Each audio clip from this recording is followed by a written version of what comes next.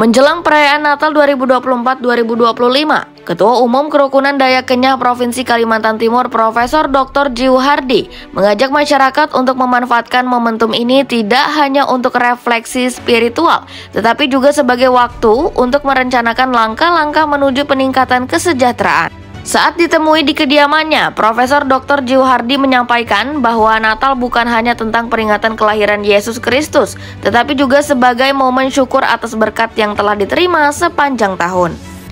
Dikatakannya pentingnya sektor kelapa sawit sebagai salah satu komoditas utama yang dapat mendukung peningkatan ekonomi masyarakat Dayak Kenyah.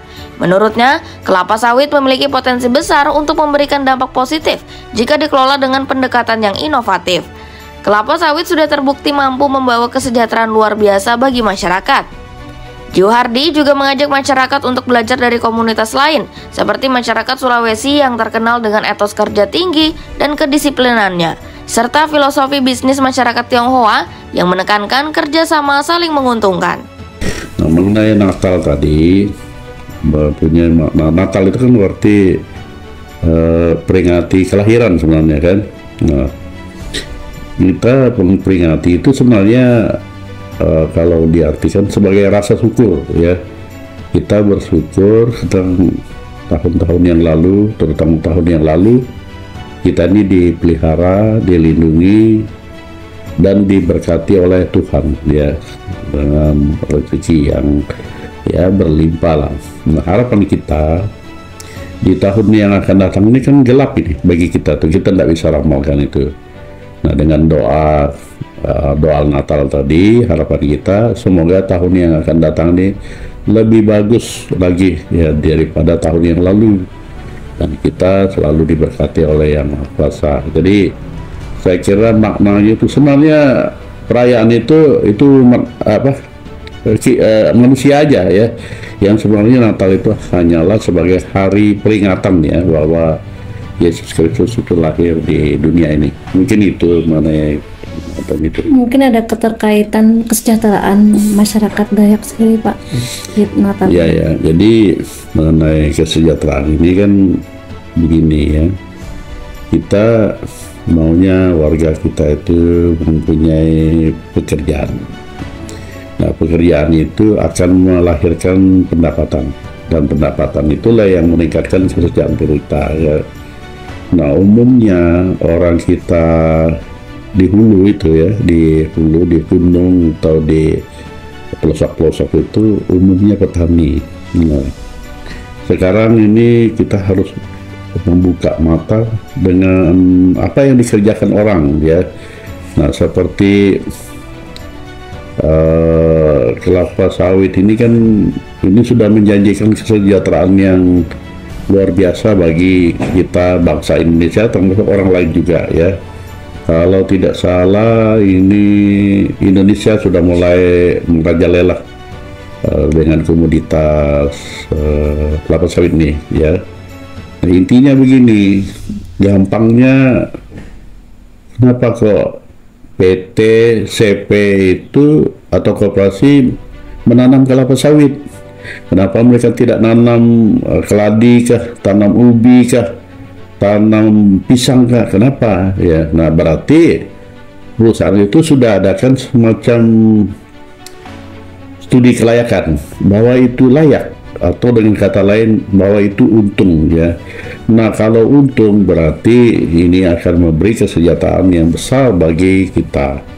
Nah, umumnya kalau kita lihat orang kita di hulu itu adalah mereka yang hidup di hutan ya. Nah, ini kita mulai membuka mata kita, dan seperti yang sudah-sudah ya, yang sudah-sudah itu begini menurut saya tuh, orang kita tinggal di hutan, tinggal di hulu, tapi tidak bisa jual kayu. Nah, ini kan aneh ya kan, masa orang dari Jakarta yang bisa jual kayu, masa orang yang dari Samarinda yang bisa jual kayu, kan aneh. Nah, kenapa kita tidak bisa? Nah, sama juga ini, orang yang dari luar atau dari Jakarta kah, atau dari Sumatera, atau dari Sulawesi, atau dari Samarinda, mereka yang punya kebun kelapa sawit. Sedangkan kita tidak punya. Nah, tentu saja ini berkaitan dengan kemampuan kita ya, dalam arti kita tidak bisa mengeksploit kemampuan kita. Artinya keterbatasan kita, sehingga kita tidak bisa mengembangkan diri, apalagi berkebun ya. Jadi saya merasa itu kalau kita orang di hulu ya, apalagi istilahnya kita orang daerah, kalau nggak punya kebun itu memang kita ini bisanya apa? Yang jelas kita kalah bersaing dengan orang dari sisi teknologi, dari sisi jasa. Orang punya ijazah yang lebih bagus dari kita ya, jadi satu-satunya yang kita bisa andalkan itu tidak lain adalah ini berkebun ya kan. Nah, berkebun ini dari nenek moyang sudah ada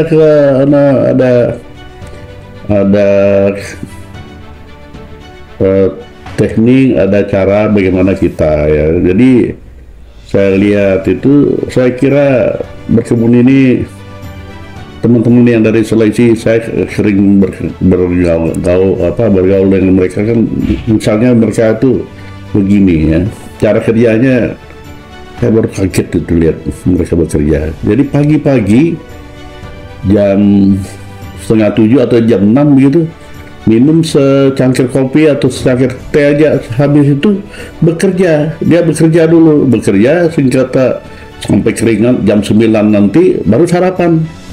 Setelah sarapan dia bekerja sampai jam 11 atau setengah 12. Setelah itu baru dia seolah-olah hari raya ya, dia jaga kondisinya, tidur di pondok itu sampai jam 2 atau jam setengah 3. Nah, mungkin badannya sudah segar kembali kan, baru lagi kerja sampai jam 4, istirahat sebentar, bekerja lagi sampai gelap, baru dia pulang ke pondoknya. Aduh, saya bilang luar biasa ini kebiasaan teman-teman ya dari dari Sulawesi ini, sehingga mereka punya lahan yang lebih luas dibandingkan dengan kita ini. Saya jujur aja belum mampu kita menyaingi mereka dalam kerja. Bukan berarti mereka rajin, tidak, tetapi kecerdasan mereka dalam bekerja ya. Jadi ya setiap daerah itu ya tentu kita di sini ada juga yang seperti itu, tapi sedikit ya. Yang umumnya kalau orang kita di hulu ini itu yang kadang-kadang saya protes itu, sedikit-dikit pergi mancing, dikit-dikit pergi menjala atau mengangguk atau pergi berburu ya. Ya jadi istilahnya produktivitas mereka itu rendah ya. Nah jadi ya bukan berarti kita rendah, tapi kita belajar dengan orang ya. Banyak hal-hal yang kita dapat bagus dari orang itu ya. Kita hidup ini tidak hanya untuk diri kita, tapi menghidupkan orang lain juga. Nah itu ya, jadi kalau kita berfilosofi seperti itu, itu luas itu ya. Kemudian Cina ya, Cina ini kadang-kadang kita benci, padahal kita selalu belajar itu banyak yang kita bisa dapat itu. Salah satu contohnya itu begini, ni cuan, wo cuan ya, saya untung kamu untung, baru kita kerjasama. Itu maksudnya dalam arti dia sangat menghargai orang. Dia kata kamu untung, saya untung. Dia enggak bilang wo cuan, ni cuan, enggak. Nah, dia bilang kamu untung, saya untung. Dalam hidup ini tidak hanya nilai kita saja, tapi kita belajar dengan orang lain sehingga produktivitas kerja kita meningkat. Jadi saya ulangi ya, jangan ragu, jangan terlalu pikir panjang, ya marilah ya bekerja, istilahnya berkebun ya, tandan berduri akan melahirkan kesejahteraan yang tinggi bagi keluarga. Profesor Dr. Jiuhardi berharap masyarakat Dayak Kenya dapat terus membuka diri terhadap perubahan dan peluang yang ada. Dengan komitmen untuk terus belajar dan berinovasi, ia optimis masyarakat dapat mencapai kesejahteraan yang lebih baik di tahun mendatang. Nunung Budi, Nusantara Channel News melaporkan dari Samarinda.